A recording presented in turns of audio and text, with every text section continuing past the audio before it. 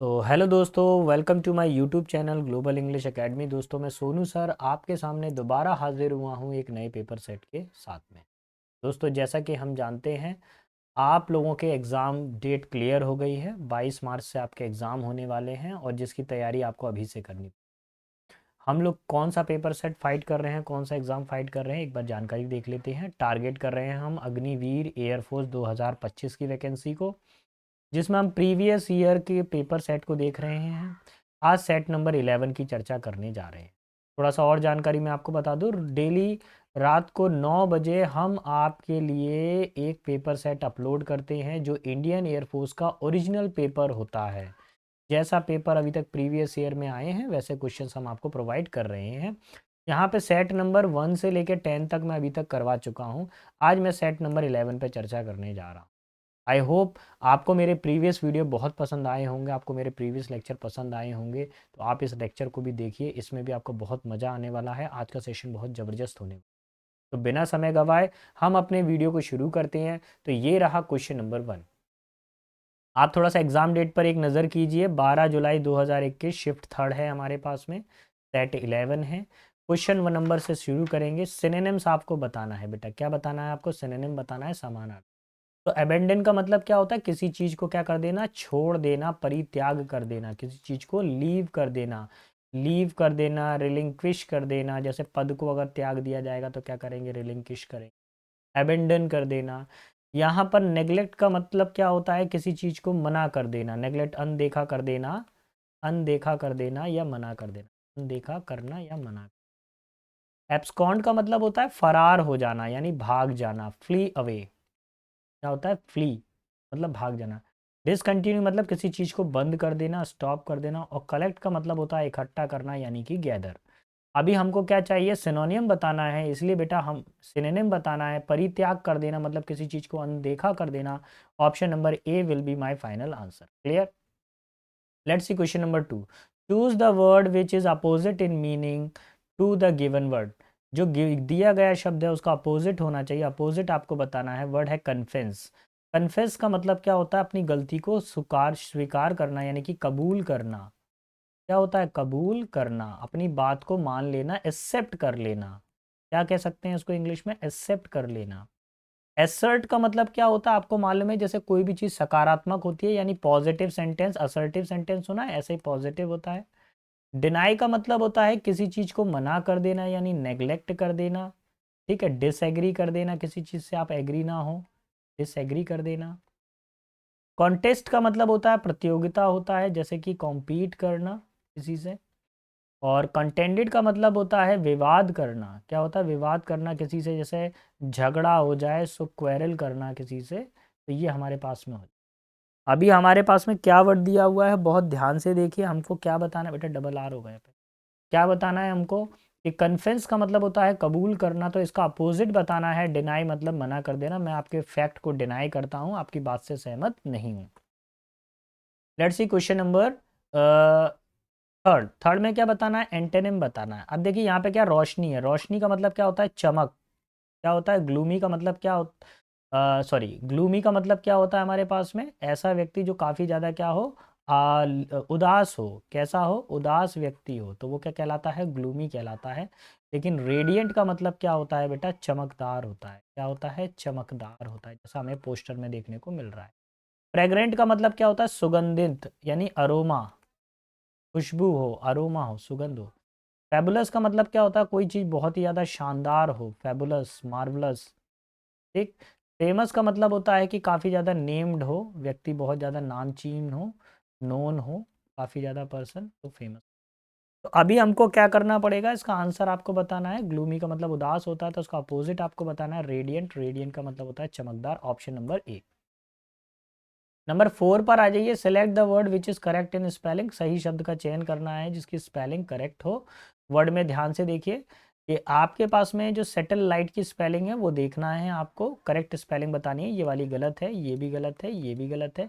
पहली वाली जो सैटेलाइट की स्पेलिंग है वो बिल्कुल सही है। अच्छा, सैटेलाइट का जरा हिंदी मीनिंग बता दीजिए एक बार। क्या होता है? उपग्रह है। क्या होता है? उपग्रह। जैसे ये सैटेलाइट है ना, इमेज में आप देख पा रहे होंगे। ऑप्शन नंबर 5 पर आइए। 5 में आपको क्या बताना है? 5 में आपको बताना है ईडियम एंड फ्रेजेस बताना है। द इन्स एंड आउट्स, किसी भी मामले के बाहरी और आंतरिक मुद्दे, यानी कि पूरी डिटेल में कोई भी चीज क्या हो, पूर्ण जानकारी हो, जिसमें क्या हो, पूर्ण जानकारी हो। पूर्ण जानकारी यानी उसके अच्छे प्लस भी जानते हैं आप, उसके माइनस भी जानते हैं, किसी भी एग्जाम के प्लस पॉइंट भी जानते हैं, माइनस पॉइंट भी जानते हैं, यानी कि फुल डिटेल चाहिए। So option number D will be final answer. Clear? Now comes to question number 11। Give a free hand. Free hand का मतलब क्या होता है? खुली छूट दे देना, यानी खुली छूट दे देना, किसी भी काम को करने की पूरी आज़ादी देना, है ना। आपको पूरी खुली छूट है कि आप जैसा भी पढ़ना चाहें आप वैसे पढ़ सकते हैं, जैसा आप करना चाहें वैसे कर सकते हैं, जिस कैरियर में आप जाना चाहें आप उस कैरियर में जा सकते हैं। तो देखेंगे विदाउट स्टिग्मा ये नहीं होगा। पूरी आज़ादी के लिए कौन सा वर्ड आ रहा है? Freedom. Give freedom to exercise complete control over something, पूरी आज़ादी देना किसी व्यक्ति को। So option number B will be my final answer. Clear? Let's see question number 7। 7 क्या बोल रहा है? 7 में बेटा आपको प्रपोजिशन बेस्ड क्वेश्चन आया है। कौन सा चैप्टर का क्वेश्चन पूछा गया है बेटा? प्रपोजिशन का पूछा गया है। तो प्रपोजिशन में ध्यान रखिए, जब कैंसर, कैंसर एक बीमारी है, जब बीमारी या डिजीज का नाम क्लियरली मेंशन किया जाए तब डाइड के साथ में हमेशा ऑफ का यूज किया जाता है। So option number C will be my final answer. Clear? Question number 8 पर आइए। 8 क्या बोल रहा है? One of the student were blind. Please बेटा पेन एंड रजिस्टर को निकालिए और ये वाले फॉर्मूले को नोट कर लीजिए। कई बार एग्जाम में रिपीट होता है ये वाला फॉर्मूला, जो गिवन फॉर्मूला मैं आपको बता रहा हूँ। वन ऑफ द के साथ में प्लूरल काउंटेबल नंबर, लेकिन वर्ब कैसी आती है? Singular. One of the plural countable number, यहाँ पे वर्ब कैसी आ रही है? प्लूरल वर्ब आ रही है, जो कि गलत है। इस वर्ब को काट के आप क्या करोगे? वाज। आपको कौन सी वर्ब चाहिए? सिंगुलर। हमारा आंसर हो जाएगा ऑप्शन नंबर बी। क्लियर? अगर बेटा आपको मेरा पढ़ाना पसंद आ रहा है तो प्लीज़ मेरे चैनल को लाइक शेयर सब्सक्राइब कीजिए। अगर आपको कोई भी कैसा भी डाउट है एग्ज़ाम से रिलेटेड तो प्लीज़ मुझे कमेंट बॉक्स में लिखिए, मैं आपके क्वेश्चन को आंसर करूँगा। तो जो भी डाउट है मैं सारे के सारे डाउट्स को क्लियर करूँगा। प्लीज़ आप कमेंट बॉक्स में लिखिए। कमेंट बॉक्स होता ही इसलिए है कि जिससे एक स्टूडेंट अपनी बात टीचर तक पहुँचा सके। जब आप मुझसे डाउट ही नहीं पूछेंगे तो फिर आपका सिलेक्शंस कैसे होगा? डाउट वहीं के वहीं बनी रहेंगे, और वही डाउट लेके जब एग्ज़ाम में बैठोगे तो फिर कैसे पार निकलोगे बेटा? तो आपको पूछना पड़ेगा। जब तक आप क्वेरीज नहीं करोगे तब तक सिलेक्शन होना बड़ा मुश्किल है। चलिए क्वेश्चन 8 हो गया। आप क्वेश्चन 9 की तरफ बढ़ते हैं। 9 क्या बोल रहा है? The number of students going on a trip are very high. Structure बनाइए बेटा जल्दी जल्दी। देखिए कभी भी द नंबर ऑफ आ जाए तो उसके बाद में प्लूरल काउंटेबल नंबर आता है, लेकिन वर्ब कैसी आती है? सिंगुलर आती है। यहाँ पे द नंबर ऑफ आ रहा है, स्टूडेंट्स प्लूरल काउंटेबल नंबर है, वर्ब कैसी आ रही है? प्लूरल वर्ब आ रही है, जो कि गलत है। आपको आर को हटा के क्या करना पड़ेगा? इज सिंगुलर वर्ब का यूज करना पड़ेगा। यहाँ पर मैं आपको एक कंसेप्ट और बता दूं मैं, अगर कभी भी अ नंबर ऑफ आ जाए, क्या आ जाए? अ नंबर ऑफ आ जाए और प्लूरल काउंटेबल नंबर आ जाए, वर्ब कैसी आएगी? प्लूरल आएगी। यानी कि जब द आएगा तो वर्ब आएगी सिंगुलर, लेकिन वहीं पर आ नंबर ऑफ आएगा तो वर्ब कैसी आएगी? प्लूरल। अभी क्या आ रहा है? दा नंबर ऑफ आ रहा है, इसलिए वर्ब कैसी आनी चाहिए? सिंगुलर आनी चाहिए। आंसर हो जाएगा C for Calcutta. Clear? Let's see question number 10। 10 क्या बोल रहा है? My brother often dash cinema. Often का मतलब क्या होता है? अक्सर। मेरा भाई अक्सर क्या करता है? टीवी को देखता है। तो माई ब्रदर ये सिंगुलर सब्जेक्ट है, इसके लिए हम किसका यूज करेंगे? वॉचेस का यूज करेंगे। ठीक है, रेगुलर हैबिट है, वॉचेस का यूज करेंगे। मेरा भाई अक्सर क्या करता है? सिनेमा देखता रहता है। क्लियर? क्वेश्चन नंबर 11 पर आते हैं। 11 बेटा किसको बता रहा है? नाउन फॉर्म बतानी है कोलाइड की। कोलाइड का मतलब क्या होता है? आपस में टक्कर हो जाना, जैसे कोलाइड हो गया, टक्कर हो गया। ठीक है, तो अभी देखिए कोलाइड यहाँ पर वर्ब है, कोलाइड में ईडी लगाया ये भी वर्ब है, आईएनजी लगाया ये भी वर्ब है। अब दो कोलिजन, एक कोलिजन ये बचा, एक कोलिजन ये बचा। ये वाला जो कोलिजन है इसमें TION आ रहा है, ये जो कि गलत है। सही कोलिजन की स्पेलिंग होती है ये, और यही बेटा नाउन फॉर्म है हमारे पास में। So option D will be my final answer. हमको नाउन फॉर्म बतानी थी ना, यही आंसर है।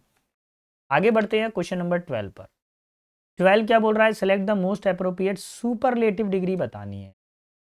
सुपरलेटिव डिग्री की दो ही पहचान होती है, या तो वर्ड में मोस्ट लगता है या वर्ड के लास्ट में क्या आता है? EST आता है। तो देखिए यहाँ पे दा दिया हुआ और सुपरलेटिव ढूंढना शुरू करेंगे। ER लगा है, कंपैरेटिव डिग्री है। ER लगा है, कंपैरेटिव डिग्री है। ER लगा है, कंपैरेटिव डिग्री है। EST लगा है, सुपरलेटिव डिग्री है। यही आपको ढूंढना था। Answer will be option number 1। चलिए, अब बोला गया है he is blind dash is own fault. अगर कोई किसी की गलतियों को अनदेखा करता है, गलतियों को अनदेखा करता है, तो ब्लाइंड के साथ में क्या आता है? टू आता है। क्या आता है? ब्लाइंड के साथ में हमेशा क्या आता है? टू आता है, अगर कोई गलतियों को अनदेखा करता है तो। Option number B final answer. जबकि कोई व्यक्ति अगर आंखों में प्रॉब्लम हो तो ब्लाइंड इन होता है। क्या होता है? ब्लाइंड इन वन आई। जबकि अगर किसी की कुछ गलती दिखाई नहीं दे तो ब्लाइंड टू होता है। अब आ जाइए हमारे पास में चेंज द वॉइस। आपको वॉइस चेंज करना है। अब पहले फॉर्मूला मैं आपके सामने ड्रॉ कर देता हूं जिससे आप समझ। सबसे पहले डिड आ रहा है, सर डिड आ रहा है, फिर सब्जेक्ट आ रहा है, वर्ब की फर्स्ट फॉर्म आ रही है, ऑब्जेक्ट आ रहा है, क्वेश्चन मार्क। पैसिव वॉइस जब आप बनाएंगे तो सबसे पहले आपको पुट करना पड़ेगा वाज या वर, और उसके बाद में आपको चाहिए ऑब्जेक्ट, ऑब्जेक्ट के बाद में चाहिए थर्ड फॉर्म, देन बाय चाहिए, और लास्ट में चाहिए सब्जेक्ट। आप इस फॉर्मूले को ज़रूर बना लीजिएगा, क्योंकि ये सेकंड फॉर्म वाला यानी पास्ट इंडेफिनेट टेंस वाला फॉर्मूला ज़रूर ज़रूर एग्जाम में आता है। ठीक है, तो शुरू करेंगे। पहले सारी चीज़ें देख लेते हैं। डिड, फिर ही हो गया सब्जेक्ट, प्लान हो गया वर्ब की first form, an excursion to mountain ये हो गया मेरे पास में ऑब्जेक्ट। ठीक है, तो अब आपको शुरू करना है। ऑप्शन में से चेक करिए, यहाँ पे डिड आ रहा है, ये तो गलत है। हमको या तो वाज आना चाहिए या वर आना चाहिए। आगे क्या लिखा हुआ है? एन। एन का मतलब क्या हो गया? सिंगुलर, यानी एक की बात हो रही है। सिंगुलर के लिए वर आता है क्या? नहीं आता, तो बी वाला पार्ट भी कैंसिल हो गया। अब ए और सी बचा। देखिए वाज एन। अब इसमें पूरा चेक कर लीजिए कैसे कैसे सेट होगा। थर्ड वाला चेक करें पहले। Was an excursion to mountain planned to him. यहाँ पे टू आ रहा है, हमको क्या चाहिए? बाय, तो ये भी गलत हो गया थर्ड वाला। इसलिए हमारा फाइनल आंसर फर्स्ट वाला होगा। देखिए पहले वाज आ रहा है, सर वाज आ रहा है, ऑब्जेक्ट आ रहा है, देखिए पूरा का पूरा ऑब्जेक्ट आ रहा है हमारे पास में। प्लांट कौन सी फॉर्म है? थर्ड फॉर्म है बेटा। बाय आ रहा है, और हिम क्या है हमारे पास में? सब्जेक्ट है। क्लियर? सो हमारा फाइनल आंसर लगेगा ऑप्शन नंबर ए। अच्छा, एक्सकर्शन का मतलब क्या होता है? मतलब पिकनिक टाइप का, कहीं पे घूमने के लिए जा रहे हो। क्वेश्चन नंबर 15 पर आइए। Choose the correct spelling of the word among the following. सही स्पेलिंग का चयन करना है दिए गए शब्दों में से। अब शुरू करते हैं। इसमें से स्पेलिंग करेक्ट बता दीजिए। सिगरेट की सही स्पेलिंग क्या होती है? क्या पहली वाली होती है? नहीं होती है। दूसरी नहीं होती है। तीसरी नहीं होती है। चौथी वाली सही स्पेलिंग होती है, हाँ, option number D. Clear? Question number 16 पर आइए। 16 में नरेशन बताया गया, और नरेशन में ये आ गया है यूनिवर्सल ट्रुथ वाला। यूनिवर्सल ट्रुथ वाला कंसेप्ट इसके अंदर पूछा जा रहा है। कैसे? द सागा सेड, वैसे ये सेज होना चाहिए था, यहाँ सागा लिखा हुआ है, ठीक है। The saga said that God help those who help themselves. भगवान उन्हीं की सहायता करता है जो स्वयं की सहायता करते हैं। जब यूनिवर्सल ट्रुथ वाला सेंटेंस आता है तो जैसा क्वेश्चन में होता है वैसे ही आंसर में करना चाहिए। जैसा डायरेक्ट नरेशन में होगा वैसे ही इनडायरेक्ट नरेशन में होना चाहिए। तो the sage, the sage, the sage, saga लिखा हुआ है। Sad, sad, sad, inverted comma को हटा के दैट आया, दैट आया, दैट आया। यहाँ पे ये टी और टू को आप हटा दीजिए, इसकी ज़रूरत नहीं है। गॉड हेल्प आ रहा है जो कि गलत है। हमको कॉपी पेस्ट चाहिए। यहाँ पे विल आ रहा है जो कि गलत है। या हेल्प्स आ रहा है जो कि बिल्कुल सही है। जैसा क्वेश्चन में लिखा हुआ है वैसा ही और यहाँ पे लिखा हुआ है। हमारा आंसर हो जाएगा option number D. Clear? Let's see question number 17। 17 क्या कह रहा है? 17 में हमारे पास में वर्ड है कॉन्फ्रेंस। कॉन्फ्रेंस का मतलब होता है सम्मेलन। क्या होता है? कॉन्फ्रेंस का मतलब होता है सम्मेलन। जैसे ये बैठे हुए कॉन्फ्रेंस में बैठे हुए, इसका अपोजिट बताना है बेटा। डिस्पर्शन का मतलब क्या होता है? बिखराव, यानी फैल, चारों तरफ स्कैटर हो जाना, फैल जाना, बिखर बिखर जाना किसी चीज का। ग्रुप का मतलब तो पता ही है आपको, ग्रुप का मतलब ग्रुप ही होता है। आर्ग्यूमेंट का मतलब होता है किसी से तर्क वितर्क करना। डिस्कशन का मतलब भी मालूम है, किसी से चर्चा करना। अभी हमको क्या चाहिए? अपोजिट। कोई चीज सम्मेलन है, सम्मेलन मतलब सब चीजें एक जगह पे इकट्ठा हैं। और जबकि स्कैटर का मतलब क्या होता है? सारी चीजें फैली हुई हैं, यानी कि डिस्पर्शन हो जाएगा। Final answer A for America. Clear? Next अगला वर्ड है, हमें अपोजिट बताना है बेटा। क्या बताना है? अपोजिट, उल्टा बताना है। एब्सोल्यूट का मतलब होता है कोई चीज पूर्ण रूप से हो, पूर्णता। पार्शियल का मतलब क्या होता है? आंशिक, यानी आधा आधा, आधा हिस्सा हो, इनकम्प्लीट हो। इनिशियल का मतलब क्या होता है? बिल्कुल स्टार्टिंग से हो, बिगिनिंग हो किसी चीज की, शुरुआती स्टेज। परफेक्ट का मतलब होता है पूर्ण, कोई चीज पूर्ण हो। और डेफिनाइट का मतलब होता है निश्चित। निश्चित का मतलब होता है बिल्कुल स्थिर हो कोई चीज। हमको क्या करना है, बहुत ध्यान से देखिए, एब्सोल्यूट का मतलब होता है पूर्ण, तो आपको इसका अपोजिट बताना है तो हो जाएगा पार्शियल, है ना। यू आर एब्सोल्युटली राइट, आप बिल्कुल सही हैं। फिर मैंने बोला यू आर पार्शियली राइट, आप क्या हैं, आधे ही सही हैं आधे गलत हैं, ऑप्शन नंबर ए। अगला देखिए वर्ड है बिक्वेथ। बिक्वेथ का मतलब क्या होता है, किसी चीज को त्याग देना, छोड़ देना, लीव कर देना किसी को, है ना। ठीक, त्याग देना, छोड़ देना, लीव कर देना, यानी यहाँ पे त्यागना हो जाएगा। अब जरा मैं ऑप्शन चेक कर लूँ। विद होल्ड का मतलब क्या होता है, किसी चीज को रोके रखना, एक ही जगह पे बना के रखना। स्टॉप का मतलब भी रोके रखना होता है। रिटेन का मतलब भी क्या होता है, एक ही जगह पे रखना। अच्छा, लीव का मतलब देखिए यहीं पर ही आ गया, यानी लीव का मतलब होता है छोड़ना या त्यागना, यही इसका आंसर हो जाएगा ऑप्शन नंबर डी। क्लियर। चलिए आ जाइए क्वेश्चन नंबर 20 पर। 20 क्या बोल रहा है, आज ये सेशन का लास्ट क्वेश्चन है। प्लीज़ मैं आपको एक बार फिर से रिमाइंड करूंगा, एक बार फिर से सुनिए। डेली रात को 9 बजे हम इंडियन एयरफोर्स अग्निवीर का पेपर सेट लेकर आते हैं। ये पेपर सेट बिल्कुल ओरिजिनल पेपर का ही कॉपी होता है, जैसा ओरिजिनल पूछा गया था वैसे ही पेपर कॉपी हम आपके लिए लेकर आते हैं। देखिए वर्ड है एक्सेल। तो एक्सेल का मतलब क्या होता है, सांस छोड़ना। क्या होता है, सांस छोड़ना, एक्सेल। ब्रीथ आउट का मतलब भी क्या होता है, सांस को छोड़ देना, सांस को बाहर छोड़ना। ब्रीथ इन, सांस लेना, क्या हो जाएगा, सांस लेना। ब्लो इन का मतलब होता है फूंकना, ठीक है। एब्जॉर्व का मतलब क्या होता है, किसी चीज को सोखना, सोखना, ठीक है। एब्जॉर्व कर लेना, अवशोषित कर लेना। अभी क्या आंसर लगाओगे, सिमिलर बताना है, जल्दी बताइए। क्या हो जाएगा, सांस छोड़ना, breathe out. Option number A will be final answer, ठीक है। आई होप आपको मेरा पढ़ाना पसंद आया होगा।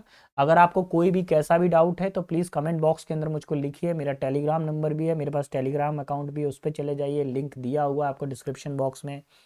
फिर भी अगर आपको कोई डाउट है तो मेरा व्हाट्सएप नंबर दिया हुआ है, इस पर मैसेज कर लीजिए, कॉल भी कर सकते हैं आप मुझे। बेटा अच्छे से पढ़ाई करें, अच्छे से तैयारी करें, आपके पेरेंट्स को आपसे बहुत ज़्यादा उम्मीदें हैं, है ना। प्लीज़ अपने घर की स्थिति को समझें और अच्छे से तैयारी करें, अपना और अपने माता पिता के नाम को रोशन करें। Best of luck, see you in the next class, अगली क्लास में मिलते हैं।